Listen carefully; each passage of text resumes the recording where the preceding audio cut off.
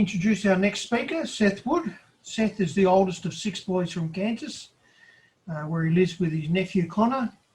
He's an attorney, a member of the Walnut Hill Urantia Group, and annual attendee of Kenny Bruner's Toronto Lake celebration of Michael's birthday. So Seth, I'll now hand over to you. Thank you. Thank you. Can you hear me, guys? Yep. Right. I feel like I'm that primitive man who first figured out that he could tie a stick to a rock and use it as a tool as I use this new technology.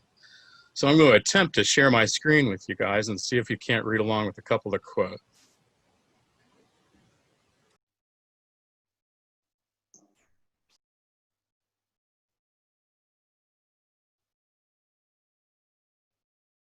So as I was saying, 768, it says a thoughtful land and died who'd severely bruised his fist in a serious combat, rediscovered the idea of using a long stick for his arm and a piece of hard flint bound on the end with sinews for his fist. And I can sympathize with him right now.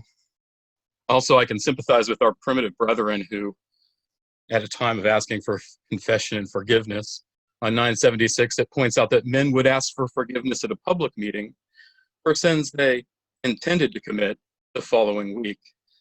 I'm going to go ahead and avail myself of that, apologize if we have any mishaps due to the technology, or if I say anything that might offend somebody. I'm quite positive it's not intentional. If you guys would join me in just taking a moment to remember how lucky we are to be part of this movement.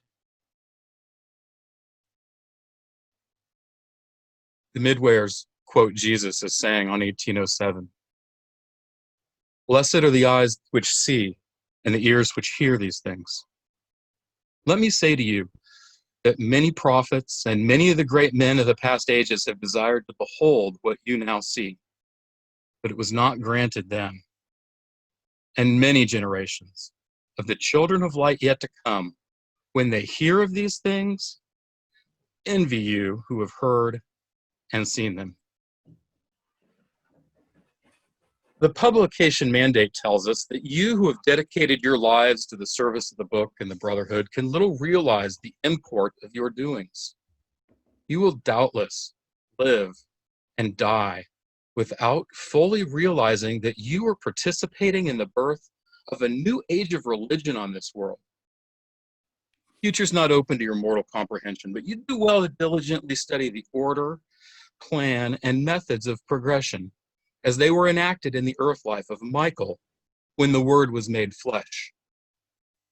You're becoming actors in an ensuing episode when the Word is made book. Great is the difference in these dispensations of religion, but many are the lessons which can be learned from a study of the former age. You must again study the times of Jesus on earth. You must carefully take note of how the kingdom of heaven was inaugurated in the world. Did it evolve slowly and unfold naturally, or did it come with sudden show of force and with spectacular exhibition of power? Was it evolutionary or revolutionary? You must learn to possess your souls in patience. You're in association with the revelation of truth, which is a natural part of the natural evolution of religion in this world. Over rapid growth would be suicidal. And of course, while our universe may have been created by perfect beings, it's populated by imperfect beings, and it's administered by imperfect beings. It's explained on page 56 that nature is a time-space resultant of 2 cosmic factors.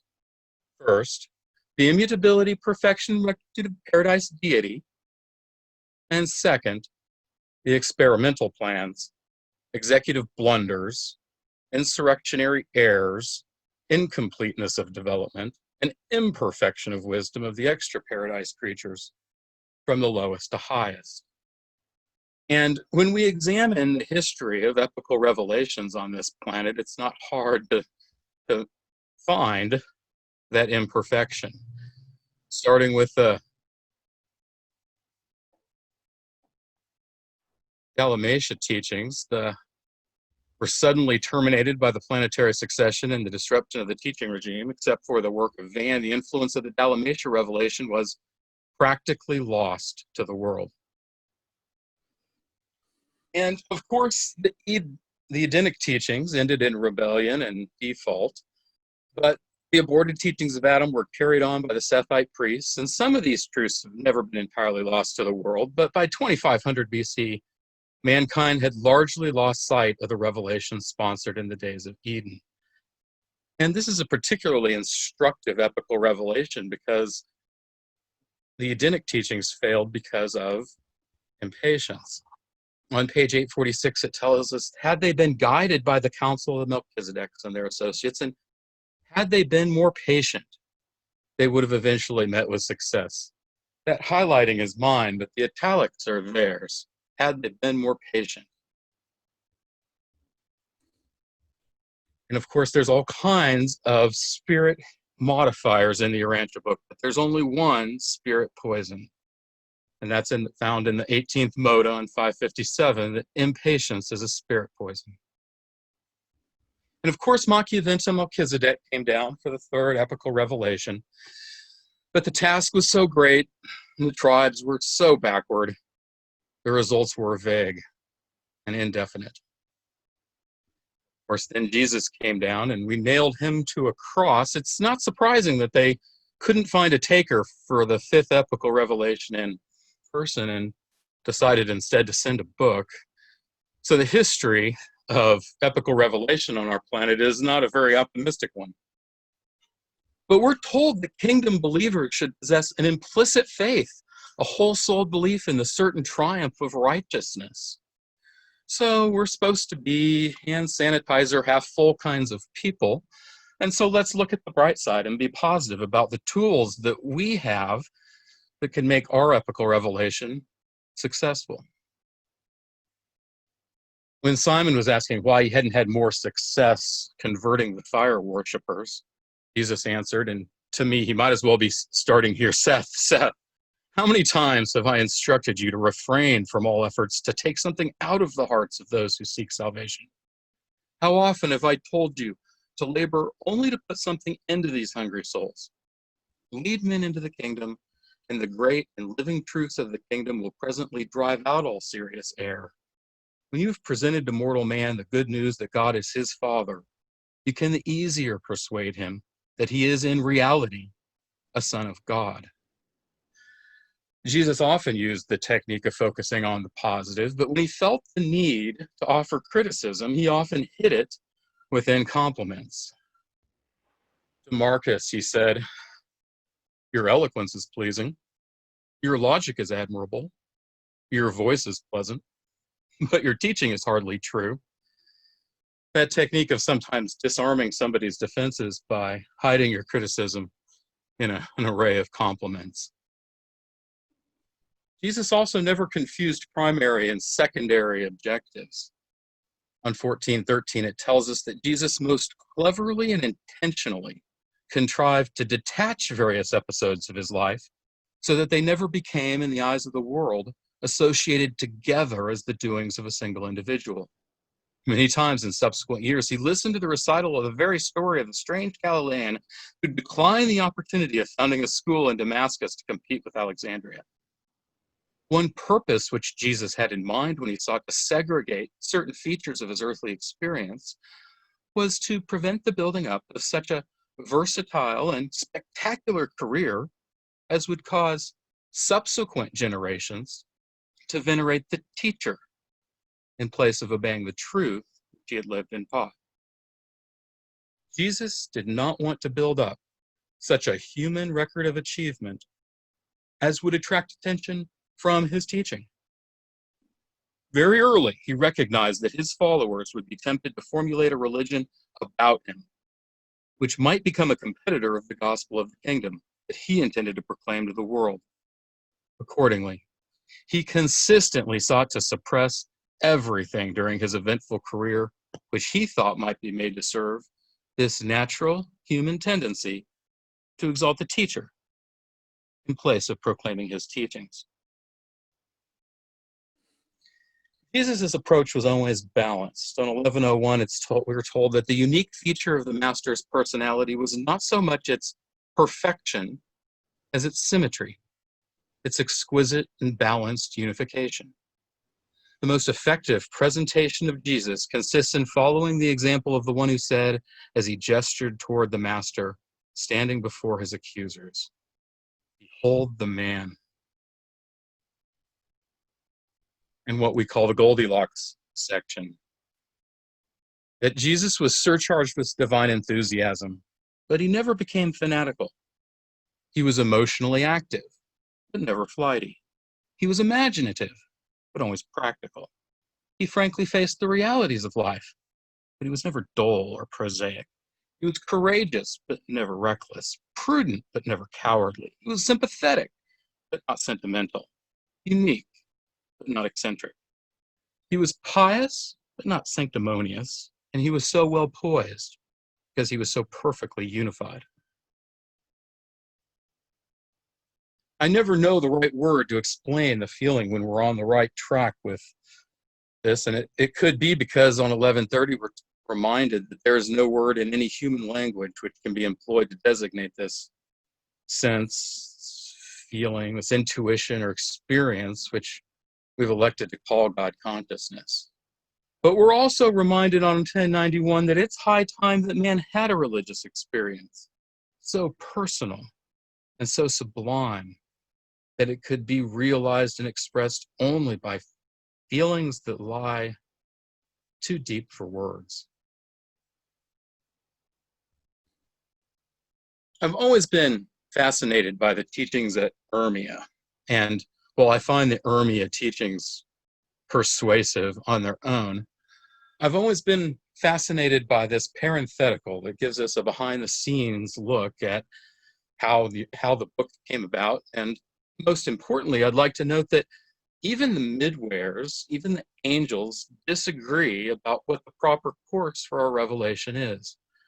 On 1486, the parenthetical states, when we, the midwares, first prepared the summary of Jesus' teachings at Urmia, there arose a disagreement between the seraphim of the churches and the seraphim of progress as to the wisdom of including these teachings in the Urantia revelation.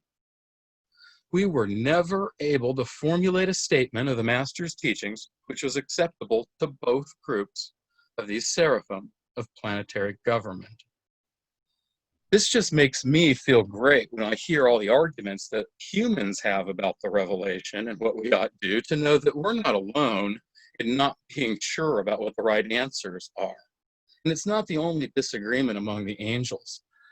From seraphic planetary government on 1251, the chief seraphim on Urantia explains three of the prevailing views on when Machiavelli Melchizedek might make his return.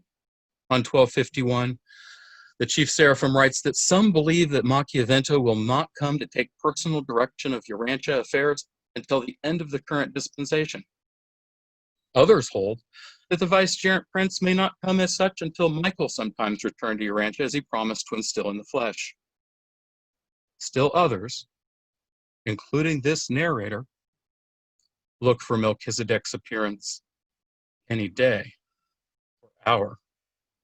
This is the chief seraphim, and you can just hear her screaming up to the heavens, Machiavelli, where are you? We are ready for some help from above, and I'm looking for you any day or hour.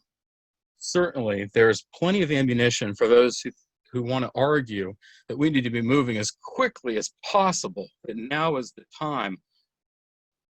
On 1041, we all know the hour is striking for presenting to Buddhism, to Christianity, to Hinduism, even to the people of all faiths, not the gospel about Jesus, but the living spiritual reality of the gospel of Jesus.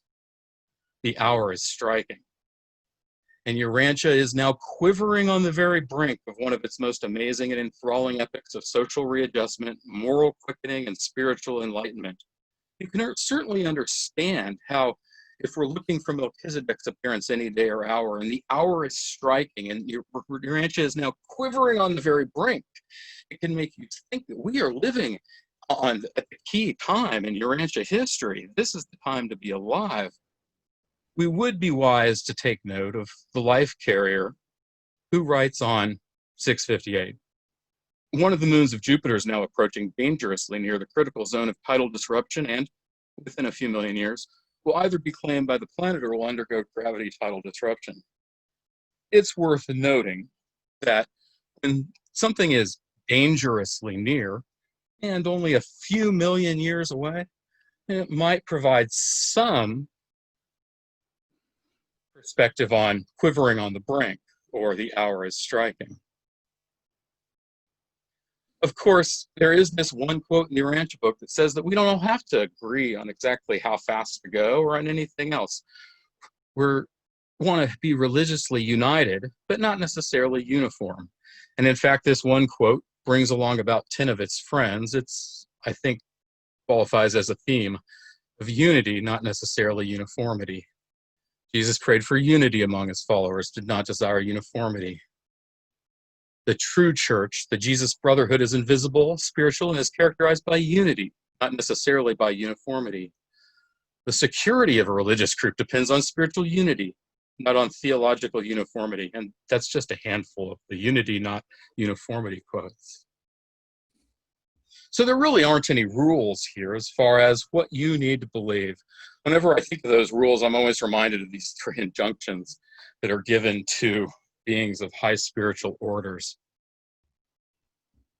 They are, 1, always show adequate respect for the experience and endowment of their seniors and superiors. 2, always to be considerate of the limitations and inexperience of their juniors and subordinates. And 3, never to attempt a landing on the shores of Divinington. Whenever I see these, I'm always reminded of an old show, Sesame Street. Used to have that song, a couple of these things belong together. One of these things just isn't the same. The first two are such a beautiful way of living life. It's applicable to almost every situation. It has a universality to it. It's golden rule-esque. And that these two universal principles are followed up by such a bizarrely specific injunction, never to attempt a landing on the shores of Divinington. I didn't know what Divinington was until I'd read the Urantia book, so I don't think I would have had any desire to land there. Somehow them telling me I'm not supposed to land there makes me want to attempt a landing on the shores of Divinington. I presume that's just my rebellious human nature. Much like us trying to land on Divinington, we probably couldn't see anything since it's so substantially made up of spiritual nature. Spiritual beings coming to our planet have the same problem in that they can't perceive the physical nature of our reality. And in fact, when a solitary messenger approaches the planet, he can't see our walls or our floors or even the earth itself. He knows that this is Urantia because there's this faint glow of the thought adjuster, like a bunch of fireflies crawling around a ball in the night, where all you can see is these faint glows of lights in a population density spread. And that's the light of the thought adjuster. 1181, we're told there's a characteristic light, a spirit luminosity, which accompanies this divine presence and which has been generally associated with thought adjusters. In the universe of Nebadon, this paradise luminosity is widespreadly known as the pilot light. On Uversa, it's called the light of life. On Urantia, this phenomena has sometimes been referred to as that true light which lights every man who comes into the world. I believe the thought adjusters are heavily involved in applying spiritual pressure from above. On 598, we're told that the only technique for accelerating the natural trend of social evolution is that of applying spiritual pressure from above, thus augmenting moral insight while enhancing the soul capacity of every mortal to understand and love every other mortal. Mutual understanding and fraternal love are transcendent civilizers and mighty factors in the worldwide realization of the brotherhood of man. But remember, their job is not to make our lives easy. On 1191, we're told they are called heavenly helpers. not earthly helpers. They're not interested in making the mortal career easy. Rather, are they concerned in making your life reasonably difficult and rugged so that decisions will be stimulated and multiplied? The presence of a great thought adjuster does not bestow ease of living and freedom from strenuous thinking. We'd be wise to heed the advice of the midwares when they warn on 1931.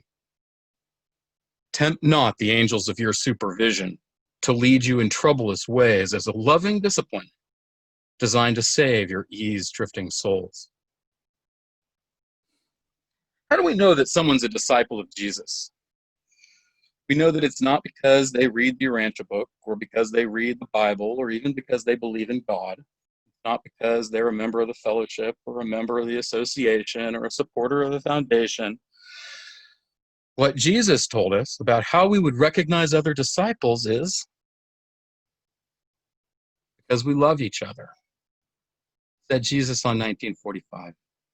And when the world sees these fruit-bearing branches, my friends who love one another, even as I have loved them, all men will know that you are truly my disciples.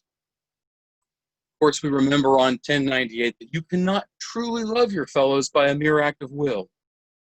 Love is only born of thoroughgoing understanding of your neighbor's motives and sentiments. One of my favorite quotes is about John. This is Zebedee, not the Baptist. And you'll remember John was wanting to call down hellfire. In fact, he was praying to God and asking Jesus to rain down hellfire on those godless Samaritans. Jesus called him the son of thunder. But because of his contact with Jesus, he was transformed. 1554, it's explained that those characteristics of Jesus, which John most appreciated, were the Master's love and unselfishness. These traits made such an impression on him that his whole subsequent life became dominated by the sentiment of love, brotherly devotion. He talked about love, wrote about love. This son of thunder became the apostle of love. When the aged bishop was no longer able to stand in the pulpit and preach, it had to be carried to church in a chair. And when at the close of the service, he was asked to say a few words to the believers, for years, his only utterance was, "My little children, love one another." One of the stories I love is Amidon. Of course, we know he was the outstanding human hero of the Lucifer Rebellion, and somebody could give an hour presentation just on Amidon very easily, and it is a wonderful story. But what I'd like us to take note of about Amidon is not so much that his story is of interest to us, but that his story is of interest to them. And it was an inspiring sight to behold this child of the evolutionary races standing unmoved by the sophistries of Galligastia, while throughout the 7-year struggle, he and his loyal associates resisted with unyielding fortitude, all of the deceptive teachings of the brilliant Galligastia. And that this wasn't just of mild interest, but this was exhilarating. The author continues, at the time of these momentous transactions, I was stationed on Urantia, and I am still conscious of the exhilaration I experienced as I perused the Salvington broadcasts, which told from day to day of the unbelievable steadfastness, the transcendent devotion, and the exquisite loyalty of this one-time semi-savage springing from the experimental and original stock of the Andonic race.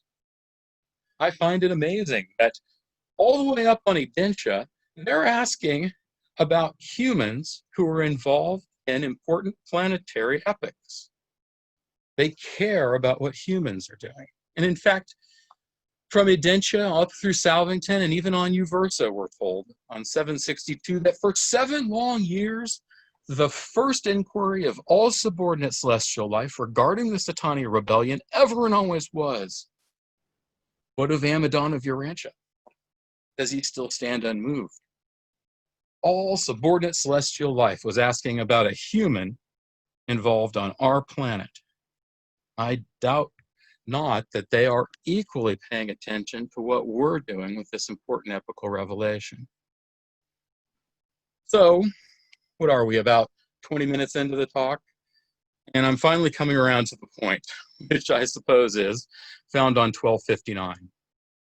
Your isolated world is not forgotten in the councils of the universe. Urantia is not a cosmic orphan, stigmatized by sin and shut away from divine watch care by rebellion. From Uversa to Salvington and on down to Jerusalem, even in Avona and on Paradise, they all know we are here. And you mortals now dwelling on Urantia are just as lovingly cherished and just as faithfully watched over, as if the sphere had never been betrayed by a faithless planetary prince, even more so. It is eternally true. The Father himself loves you. So back to where we began with the publication mandate. You who have dedicated your lives to the service of the book and the brotherhood can little realize the import of your doings. You will doubtless live and die without fully realizing that you are participating in the birth of a new age of religion in the world. Jesus, blessed are the eyes which see and the ears which hear these things. Let me say to you, many prophets, many of the great men of the past ages have desired to behold what you now see, but it was not granted them. And many generations of the children of light yet to come will, when they hear of these things, envy you who have heard and seen them. From Uversa to Salvington and on down to Jerusalem, even in Avona and on Paradise, they all know we're here. Well, I appreciate you guys letting me talk for that long. That's all I have here. I'm going to try to switch back over to me, and if anybody wants to have a discussion, then we can. So anyone have a question for Seth?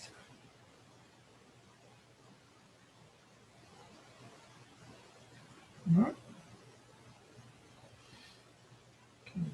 Go ahead, Christian. Hey, that was amazing, man. Wow, I'm on cloud 9 over here in Australia. It's getting a bit late at night, but I was so inspired by Barry before, and I thought, oh, it's not going to get better than that. But that was just amazing.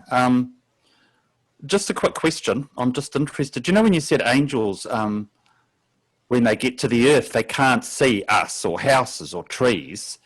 They just see these luminous lights, like the thought adjusters glowing. I've never heard that concept before. It's really interesting that they can't. I always kind of thought, you know, when you're lying in bed at night, you kind of think they're all going like, oh, yeah, Christian's going to sleep, you know, but do they just see a little glowing light somewhere on the... Well, and in all fairness, I shouldn't take credit for that idea myself. As with most of my ideas, they're stolen from somebody else. And in this case, it's an idea I first heard articulated in a speech by little Billy Sadler, who has some of the better ideas, I think, about the Urantia movement. Cool. It's an interesting one. It's an interesting one. But hey, thanks very much. It's great. Well, I appreciate it. Thanks. I'm glad we can get the videos after and watch some of this stuff again.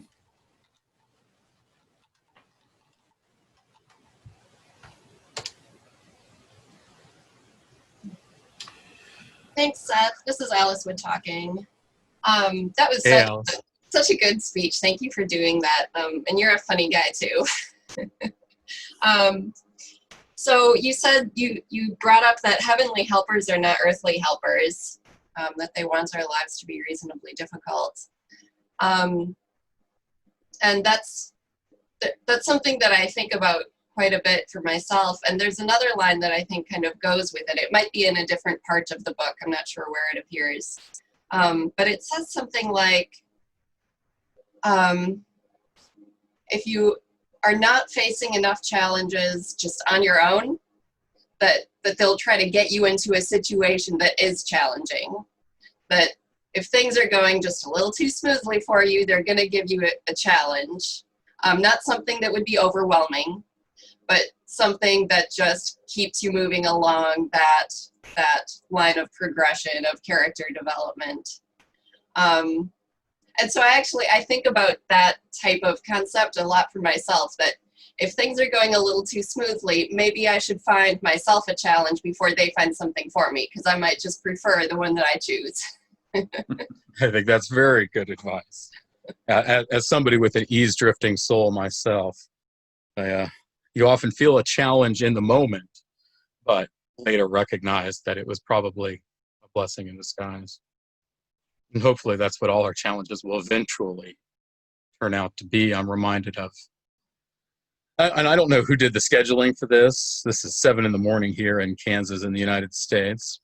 And I didn't know whether or not to wake up early or stay up late. It was really hard to turn off last night, especially with Mirandi's beautiful, beautiful talk that touched on this subject herself. And I don't know. I don't think I'm as strong as she is. I'm quite positive, actually.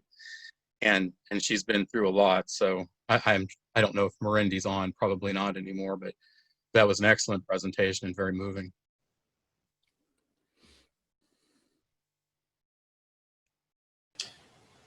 Kent, go ahead.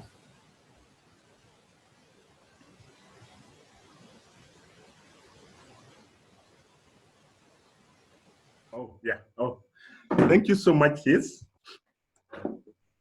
Well, I just came in a bit late, but what I got was substantial for me to appreciate what you had organized for us. I like the idea that we are not forgotten, right? That we, according to the quotes you've shared there, we are seeing the celestial world part of us. They're trying to say we are there for you, yes? And even the choice for Christ Michael to will himself to come to our planet here is another gesture that, yes, we are not forgotten, surely. That they shall always be with us at all times. And I think that statement there means a lot. You know, there's a part of the Urantia book, the first part of the book, part 1, talks of God gifting us the thought adjuster without us asking. I don't know whether someone has read that somewhere. We didn't ask for it, but we have it. Again, that shows that they are always keeping our backs, somehow, trying to look at for us at all times, whether knowingly or unknowingly. So thank you so much for bringing that up so that we understand and appreciate the working of the celestial beings towards our progress in life. Thank you. I appreciate that, Kat. Thank you.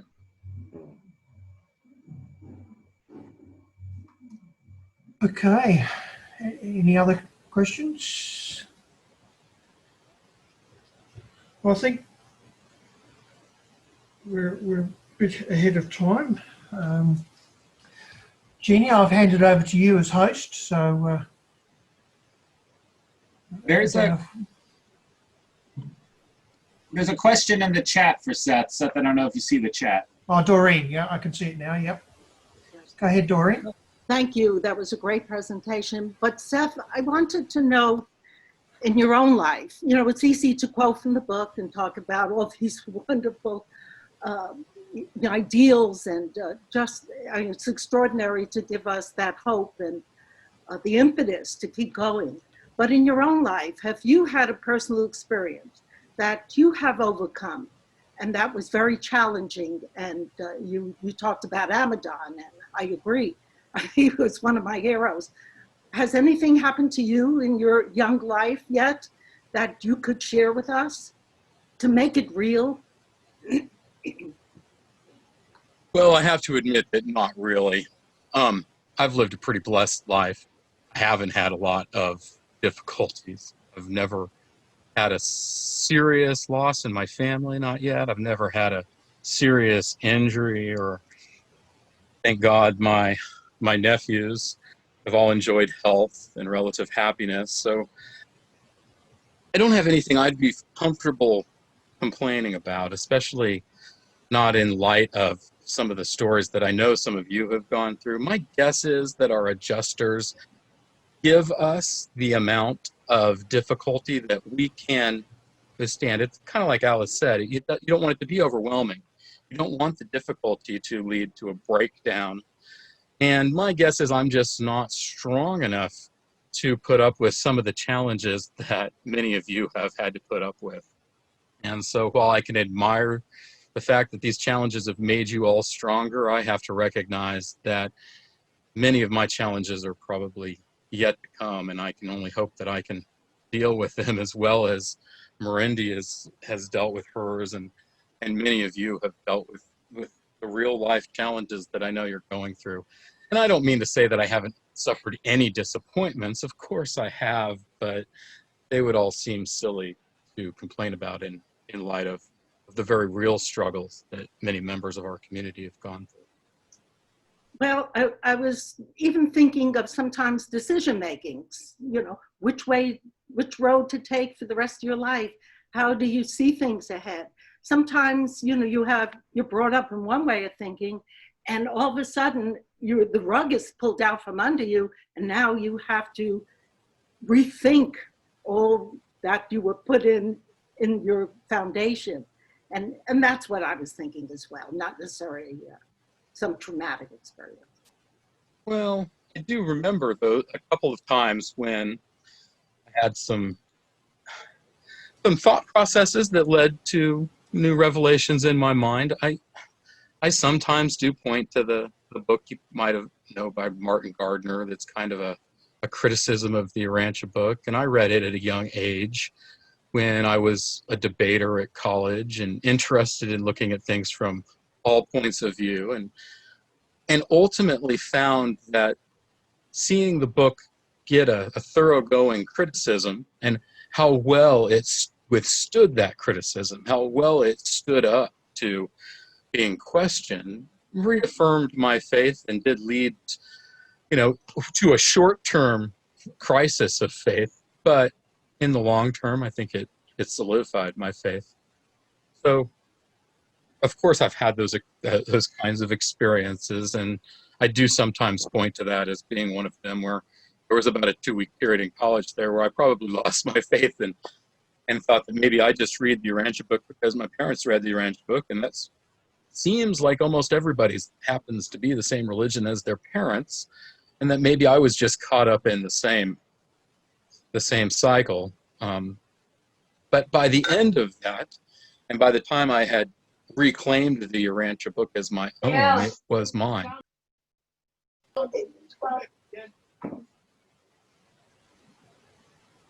It wasn't just my parents' religion anymore. It was something that I owned. If I might pipe in about that, just to kind of clarify a little bit, challenges are not just sort of traumatic events. Challenges are even like taking on a new task. Challenges are opportunities that come our way where we can learn a new skill, take on a new role. You know, the types of challenges that kind of come our way from someone in our family or in our friend circle passing away, or other sort of traumatic things. Those are not, that when I was talking about angels finding challenges for us, I was not talking about those, how does the Urantia book refer to them? Those accidents of time. That there's a lot that happens in our lives that is just a result of living in a material world. And so, you know, Seth, when you were answering the question and you were saying, well, I haven't really had anyone in my family pass away. I haven't had to use my faith in that type of a way yet. I can relate to that. I also have not yet faced those kinds of challenges. But, you know, I have 2 kids, and there's all kinds of challenges that came about as a result of taking on that role. And Seth, you helped to raise your nephew, and I would imagine that you would have some similar experiences of, you know, when you're trying to figure out how to best interact with this child in your life, and help him grow into a good human being. There's all kinds of decisions that come with that require faith. I appreciate you saying that, and that's certainly true. And children are certainly stimulating in that regard. That they create daily challenges and daily problems to overcome, and daily opportunities to overcome those challenges. And a lot of that, of course, as we know, we come quicker at just recategorizing those difficulties as actually opportunities, so that as you go through your day-to-day difficulties, you don't think of them as being these challenges anymore. So I'm glad you pointed that out, because you're right. I get to the point where having to decide whether or not to send Connor back to school is a challenge, but it's kind of just become part of the day-to-day living. It's not necessarily a life-changing catastrophe, which is what I was bringing to mind. And maybe that's just Mirandy's story, and I know that some of the stories that other people are going through makes me think of those more serious problems. But yes, of course, and children are a wonderful source of that stimulation for daily challenges, daily overcoming those difficulties, and an opportunity to utilize the teachings to try to be a little bit better than we would be otherwise, and have an effect on the world, and then just hope and pray that it's positive.